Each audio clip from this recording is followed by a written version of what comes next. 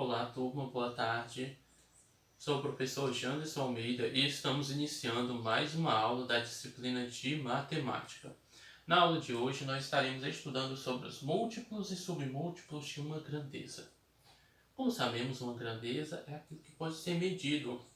E hoje nós estaremos estudando essas unidades de medida, que passam por um processo de uma pequena modificação utilizando múltiplos e submúltiplos para que assim possa atender melhor às necessidades existentes.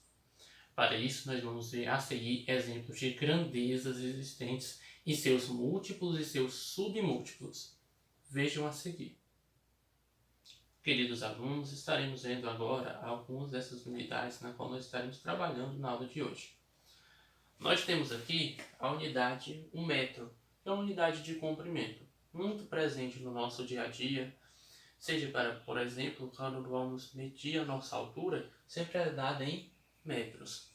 Mas nem sempre vamos estar utilizando um metro, nós vamos precisar utilizar algum múltiplo ou submúltiplo seu.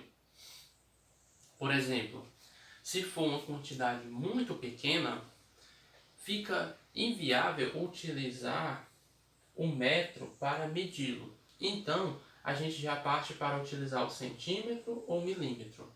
Ou se for uma quantidade muito grande, a gente vai ter que utilizar o quilômetro. Um exemplo, para medir a distância entre duas cidades é mais conveniente utilizar o quilômetro do que o metro. E no caso do centímetro e do milímetro é utilizado principalmente para medir quando for uma distância ou um comprimento menor que 1 metro. É bem mais conveniente.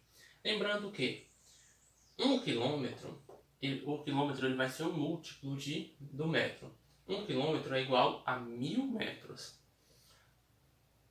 O metro, ele agora vai ser igual a 100 centímetros. O metro ele foi repartido em 100 partes iguais.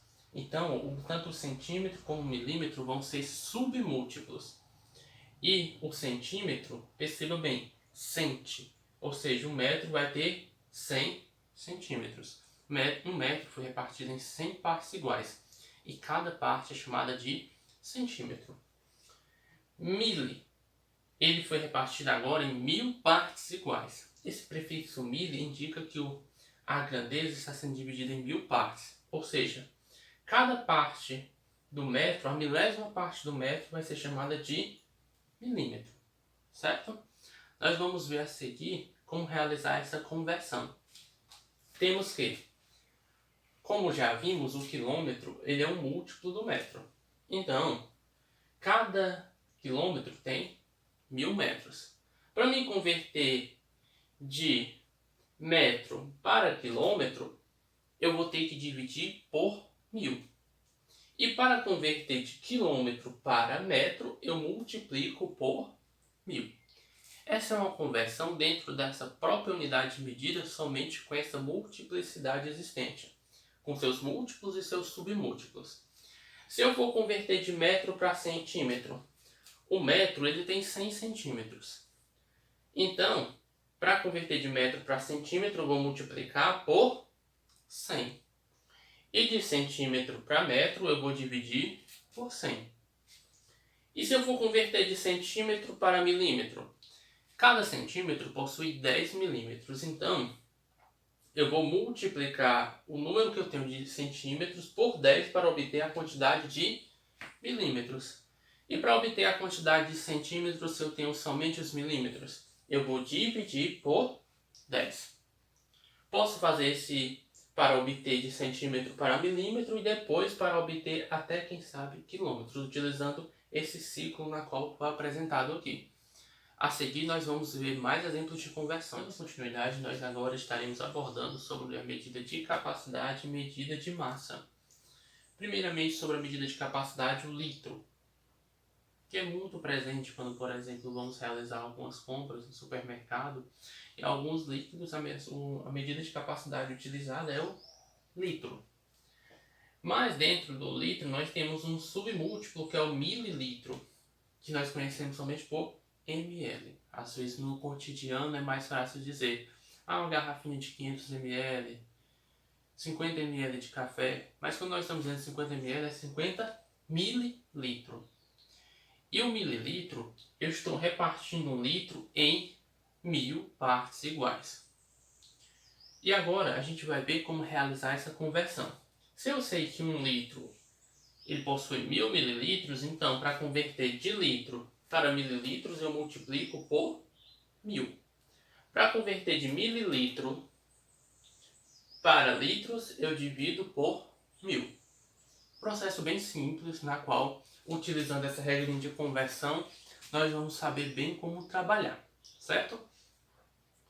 Agora, para a unidade de massa, nós temos que a unidade de massa é o grama, mas nós temos o múltiplo, que é o quilograma, e seu submúltiplo, que é o miligrama.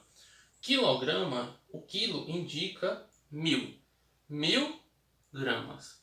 Então, toda vez que eu tiver 1 quilograma, vai dizer que é o mesmo que 1000 gramas. Por exemplo, 10 quilogramas, 10.000 gramas.